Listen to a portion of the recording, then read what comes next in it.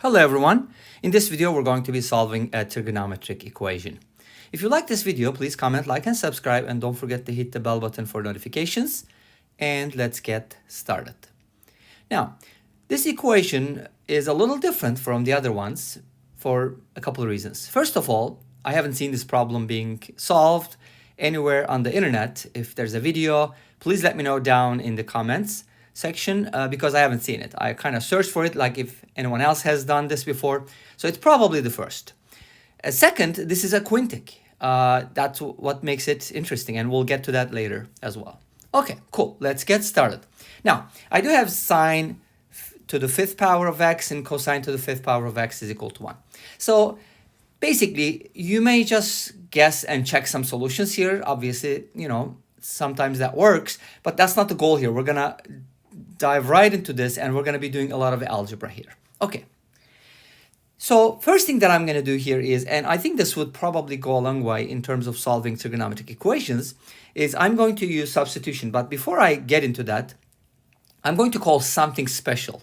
So that's going to be the sine x plus cosine x. You know that it's a very special expression for many reasons. First of all, this is important because you can square both sides, like you can square sine x plus cosine x, and you'll get a nice expression like sine 2x, so on and so forth. So this expression in trigonometry is extremely important. And of course, I will go into more details. So I'm going to call this one u, and you'll know why I'm calling that u. Okay? So first step that I'm going to do is I'm going to square both sides, like I was saying. So let's go ahead and do that. Let's square both sides, and we're going to be getting something nice because this gives us sine squared x plus cosine squared x. I'm just doing the squares first, plus 2 sine x cosine x, right? And as you know, this is equal to sine 2x, but that's not what we're trying to do here. We're just going to leave it like that. And as you know, the most important identity in trigonometry is probably sine squared x plus cosine squared x being equal to 1. So this is 1, the Pythagorean theorem. And then from here, we can basically get the sine x cosine x by itself. So we can isolate it. If you subtract 1 from u squared, you're going to get u squared minus 1. And if you divide by 2, that should give you u squared minus 1 over 2. So that's going to be my first expression that I'll be using, sine x times cosine x. Okay. Now, the second thing that I'm going to do, and you might be saying, like, what does this have to do with fifth power? We'll get to that. Okay. The second thing that I'm going to do is I'll take the sine x plus cosine x. I'm going to write that again. Okay. So I'll have sine x plus cosine x. And this time, I'm going to be cubing both sides. Okay. So let's go ahead and cube both sides. Now, when we do that, something interesting is going to happen. Let's see what happens. And for the cube, again, there are so many ways to approach it, but I'll probably take this approach. Sine cubed x plus 3 sine squared x cosine x plus 3 sine x cosine squared x. As you know, a plus b quantity cubed from binomial theorem plus cosine cubed x. And this should equal u cubed. Now, take a look at this. Sine cubed x plus cosine cubed x. I want to isolate that, sort of. So I want to put those together because that's something that I'd like to use later on. And then these two terms in the middle, and that's another identity. You can write it that way too in the beginning. You can take out the common factor, which is 3 sine x cosine x. So I could pull that out. And then inside the parentheses, I should have sine x plus cosine x, which is something familiar, right? Okay. So that is equal to u cubed. Now, what am I going to do with this? Well, I kind of know, not kind of, I actually know what sine x cosine x is in terms of u, and this is just u. So if you do all the replacements, then you should be getting sine cubed x plus cosine cubed x in terms of u, which is what I was trying to do. Okay, cool. Let's proceed with that. So what I'm going to do is I'm going to isolate this guy over here. So sine x cosine x, right there, it is equal to u squared minus 1 over 2, and this is just u, and the whole thing is equal to u cubed. So what I'd like to do next is basically subtract this term, the 3 times u squared minus 1 over 2 times u, from u cubed, so that I can get sine cubed x plus cosine cubed x by itself. That was my goal, okay? So let's go ahead and do that. So this is going to give me u cubed minus. So if you go ahead and distribute the 3u, you should be getting 3u cubed minus 3u divided by 2. Of course, we can do a little bit of work here because you can make a common denominator. Let's simplify this a little bit so it looks nicer. You know, sine cubed x plus cosine cubed x is equal to 2u cubed minus 3u cubed. That's going to give me a negative u cubed. But then I'll have a 3u, so I can write that first. 3u minus u cubed divided by 2. So that is my expression for sine cubed x plus cosine cubed x. Now, I think we're ready to tackle sine to the 5th plus cosine to the 5th. Let's go ahead and put it all together, and then we're going to get a nice expression from here. Well, kind of nice. Okay, let's see what happens. Now, the next thing I'm going to do is I'll take this, and of course, not use it directly, but indirectly. And I'm going to take the sine x plus cosine x being equal to u. So if you write that again, so sine x plus cosine x is equal to u, as you know, right? So what I'd like to do now is I'm going to raise both sides to the 5th power. And let's see what happens. It's just experimentation sometimes, right? You don't necessarily have to have a strategy in the first place. You can just experiment. Okay, so let's go ahead and raise both sides to the 5th power, and let's see what happens. Now, when you raise something to the 5th power, again, we're going to use the Pascal's triangle, you know, the binomial theorem, the combinatorial, what is it called? Binomial coefficients, whatever they're called, doesn't matter. What matters is that that row gives us 1, 5, 10, 10, 5, and 1, correct? Because the previous one is, remember, 1, 4, 6, 4, 1. And what you do is you basically add the 1 and the 4, 4 and the 6, 6 and the 4, 4 and the 1, and you start with 1 and you end with 1. So that's how you get each consecutive row. Okay, so those are going to be my coefficients. So the coefficient for the first one is just going to be 1. And then I'll use a 5, sine to the 4th. And the powers of sine are going to go down as the powers of cosine go up. Okay, so that's going to be a cosine x, a single one. And then I'll use a 10. And you'll see some symmetry too with the coefficients and the powers. For example, for this one, I'm going to be getting sine cubed cosine squared. For the next one, they'll just be switched, and it's going to be sine squared cosine cubed x. Why? Because they have to add up to 5. Okay, and then I have the 5. I don't think it's going to fit here, so I'm going to have to use the second row, which is okay. I don't want to make it too long anyways, right? And this is going to be a 5 sine x, and then I have cosine to the 4th power. Again, we have the symmetry with this term here. Plus, we're going to end with cosine to the 5th power.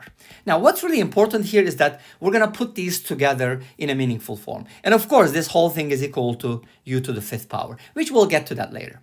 Okay, so now what I'd like to do is, because my goal, remember, in my original equation, I have sine x to the 5th power and cosine x to the 5th power. So I want to put the first and the last terms together, which of course makes sense, right? Yep, so let's go ahead and do that. I'd like to maybe switch here. Okay, so I'm going to write it as sine x to the 5th plus cosine x to the 5th. Cool. Now, those two are taken care of. What am I going to do next? Well, I'm going to put the terms with the 5 as a coefficient together because it makes sense. First of all, they have the same coefficients and they're symmetrical. Not only 5, but I can pull out a 5 sine x cosine x from there, which is a common factor, right? And inside, which is kind of interesting, right? We're going to get sine cubed x plus cosine cubed x, which is something we found, correct? Cool. All right. So, and then we have the terms with the 10 in front of it, right? So they can also be factored. And I'm going to write them as 10 times sine squared x cosine squared x because that's my common factor this time. And inside the parentheses, I should be getting sine x plus cosine x. Awesome. So basically, we put everything together, and then this should equal, again, to u to the 5th power. Now, hopefully, this is going to be resolved anytime soon, but let's see how that does.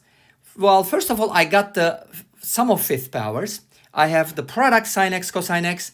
I have the sum of cubes. I have the square of the product or product squared, whatever. And then I have the sine x plus cosine x. So everything looks good. What I'd like to do is I'd like to substitute everything in place. So I'm going to keep this guy over here, of course, by itself. Sine x to the 5th, cosine x to the 5th. Plus, I'm going to replace sine x, cosine x with something, right? What was that? It was, not that one, okay? It was u squared minus 1 over 2. Great. Okay, so that's going to be u squared minus 1 over 2. Okay, cool. What is sine cubed x plus cosine cubed x? That is equal to 3u minus u cubed over 2. Let's go ahead and do that. And obviously they are multiplied, right? So don't forget that. It's going to be 3u minus u cubed over 2. That takes care of the cube. Plus, now I have sine squared cosine squared, which is sine x cosine x quantity squared. So what I'd like to do is I'll take this expression here and square it. Okay? I told you there's going to be a lot of algebra here. And then times sine x plus cosine x, which is u. And finally, it's u to the 5th power. So what happened here is that we were able to get sine x to the 5th plus cosine x to the 5th in terms of u. But we need to simplify this a little bit. Okay. And then hopefully we can go from there. But what is really critical is that in the original problem, this was given as 1. So I can basically replace it with 1. And I'm not trying to find that sum because I already know it's 1. I'm trying to find u here. What is u? U is, well, I'm not finding u, but it's going to help us. Okay, let me put it that way. So we're solving for u first. Okay, cool. So this is 1. Nice. And, you know, you can just simplify this. How are we going to simplify that? Well, it looks like 4 is going to be... okay, let me write it first this way, and then I'll take care of the 4. So I should be getting something like this. That divided by 4 plus, and I'm going to subtract 1, don't worry about that. This should give me 10u multiplied by u squared minus 1 squared. Oops, that looks like an h, which I don't like. Okay, u squared minus 1 squared divided by 4. There's a 4 there. Don't worry about it because that makes a common denominator. And of course, we took care of the u. And then u to the 5th minus 1. I subtracted the 1 from u to the 5th. Now, to clear our expression, to make it a little better looking, we can multiply everything by 4. So that way we'll get rid of the fractions. And it's going to look like this. So, and I can start distributing this. So this is going to be 3u cubed minus u to the 5th minus 3u plus u cubed. You got to do it very carefully because if you mess up, then it's going to mess up the whole thing. And this guy over here is going to multiply 10u by u to the 4th minus 2u squared plus 1. And of course, 4 cancels out and multiply 4 by this expression here, 4u to the 5th minus 4. Okay, so everything was multiplied by 4. Everything looks good. Let's go ahead and simplify this more. Okay, so I use the distributive property here. Let me check my work one more time. 3u cubed minus u to the 5th minus 3u plus u cubed, so on and so forth. Okay, looks good to me. And then let's distribute here. Let's see what we get. 15u cubed. And obviously, you might want to do this like these two add up to 4u cubed. So let's go ahead and consider that because I don't want to take an extra step here. It's been already too long. I don't want to make it too long. So 4u cubed multiplied by 5, that's going to be 20u cubed. Minus 5u to the 5th minus 15u plus 10u to the 5th minus 20u cubed plus 10u, right, equals 4u to the 5th minus 4. Awesome. Now what I can do is I can basically combine like terms, put it all together, and let's see what's going to be the bigger side. So I can basically put everything on the left-hand side because I'm getting a positive 5u to the 5th from here. If you subtract 4u to the 5th, that gives you u to the 5th, which is cool. Then I'll take care of u to the 4th. Do we have any u to the 4th? Nope. That's kind of nice because it's going to be a reduced quintic.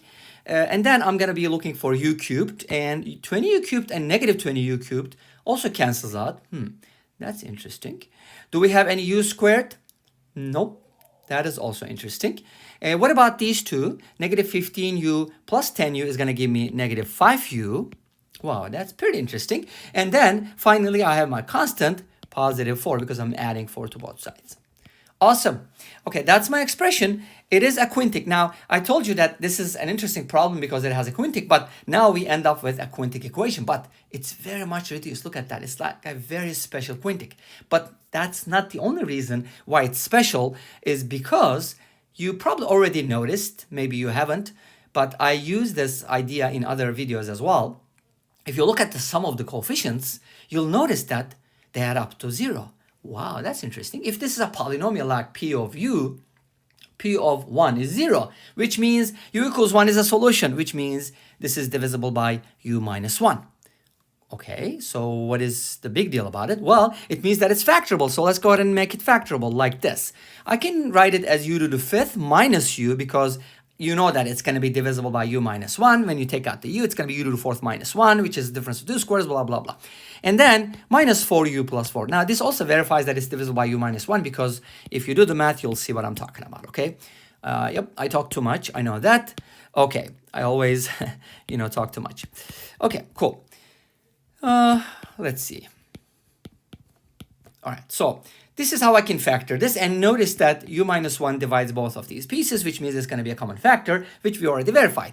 So now I'm going to be doing a lot of factoring here. Obviously, u squared minus 1, u squared plus 1, and then this is going to be minus 4 times u minus 1, and then u squared minus 1 can be written as u plus 1, u minus 1, and then we have u squared plus 1, and then minus 4 times u minus 1. Finally, I can go ahead and take out the u minus 1 because that's a common factor, but you'll end up with a surprise here. Let me do the work first, and then I'll show you. U minus 1 is a common factor, so we'll pull that out. This is going to give us u squared minus u multiplied by u squared plus 1 minus 4. And then if you distribute the expression inside the parentheses or brackets, whatever, u to the 4th plus u cubed plus u squared plus u minus 4, which is, that's also interesting. Why is it interesting? Well, because if you look at the sum of the coefficients, it's 1 again. Wow, that's interesting. Okay, so we're going to be able to factor this again, but how are we going to factor it? Like this, u to the 4th minus 1, u cubed minus 1, u squared minus 1, and finally u minus 1. Notice that they all have u minus 1. At the end, I'm going to set it equal to 0. Don't worry about the zeros. I don't want to keep writing the 0. Stop notability. Stop doing that, okay? All right, so it's probably the way I'm using it. It's just always mess up with the zoom in and zoom out. Anyways, so what does this give us?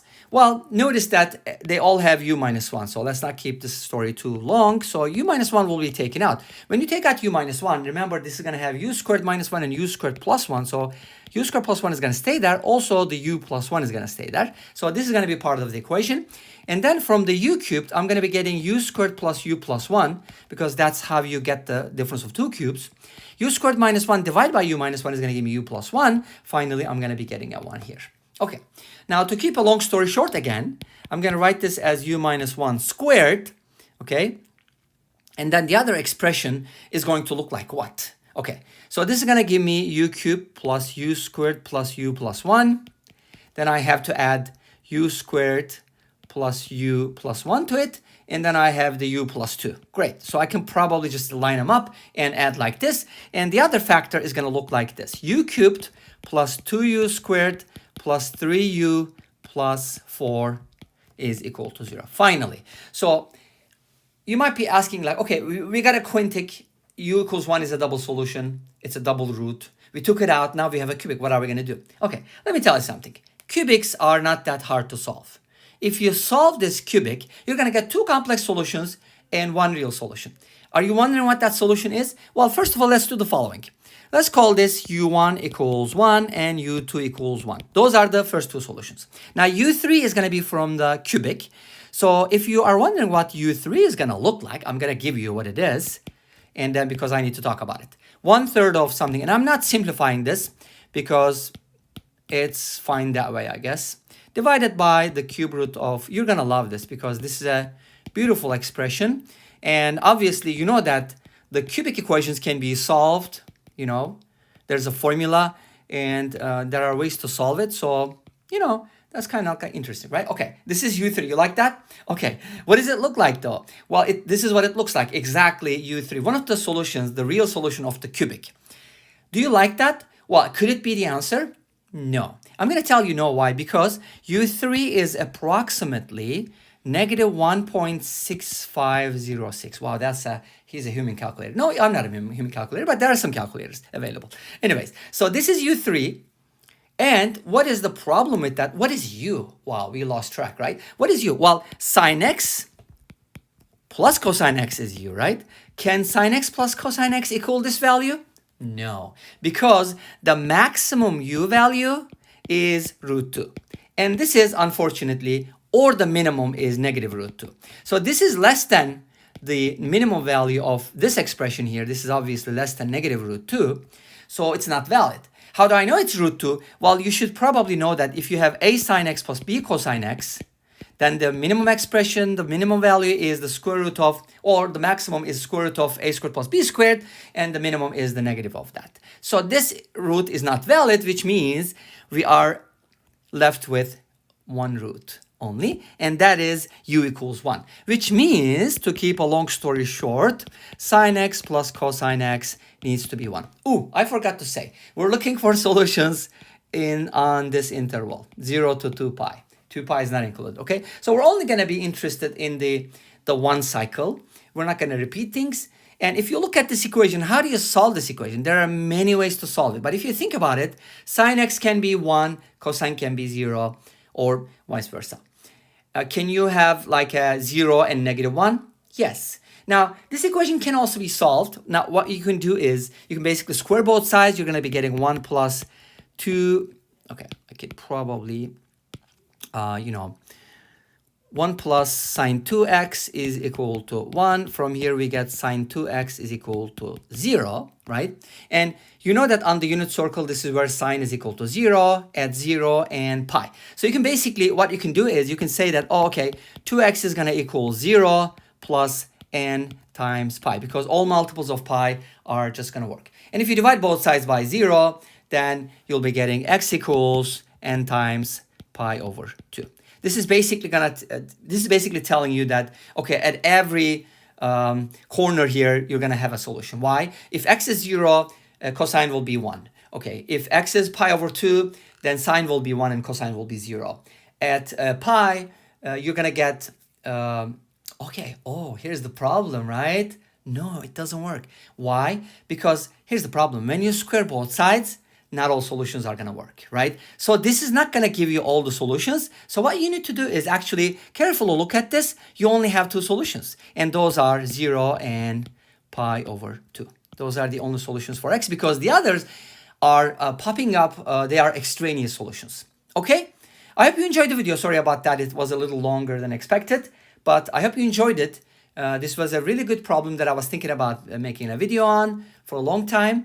And I'll see you tomorrow in another video. Until then, be safe, take care, and bye-bye.